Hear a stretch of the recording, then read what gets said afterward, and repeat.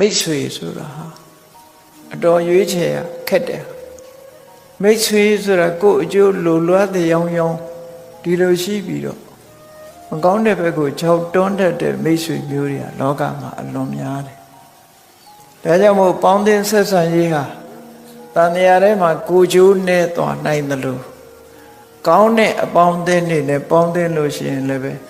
တန်မြာဝဆင်းကလွတ်ပြီးတော့နိဗ္ဗာန်ရောက်သွားနိုင်တဲ့အကျိုးတရားတွေကိုရအဲ့တော့ဘဝမှာအပေါင်းအသင်းကြောင့်လည်းပျက်စီးနိုင်တယ်အပေါင်းအသင်းကြောင့်လည်းပဲကောင်းကျိုးချမ်းသာတွေရနိုင်တယ်ဒါကြောင့်မို့အပေါင်းအသင်းပေါင်းတဲ့အခါမှာ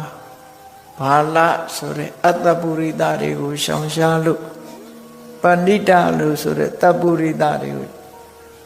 ပေါင်းသင်းကြရမှာဖြစ်တယ်အဲ့ဒါလို့ပေါင်းသင်းမှသာလေအခုဘုန်းကြီးတို့တွေဘုရားမြတ်စွာရဲ့ဂုဏ်ကျေးဇူးတွေကိုယုံကြည်ပြီးတော့ဘုရားဘာသာဖြစ်လာတာဟာမြတ်စွာဘုရားနဲ့အပေါင်းသင်းလုပ်တယ်လို့ပြောလို့ရတယ်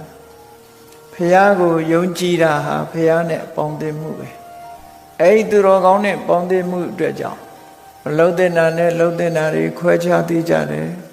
အကောင်းနဲ့အဆိုးခွဲခြားသိတယ်ပြည့်ရှိတာနဲ့ပြည့်မရှိတာခွဲခြားသိကြတယ်အဲ့ဒီလိုခွဲခြားသိကြသည့်အတွက်ကြောင့်ဒီအသိဉာဏ်ရရှိလာသည့်အတွက်ကြောင့်မလုံတဲ့နာကိုရှောင်ခြင်း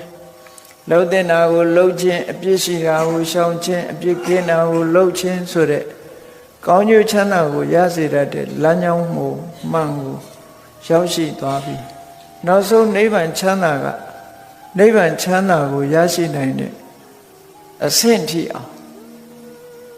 သူတော်ကောင်းတရားတွေ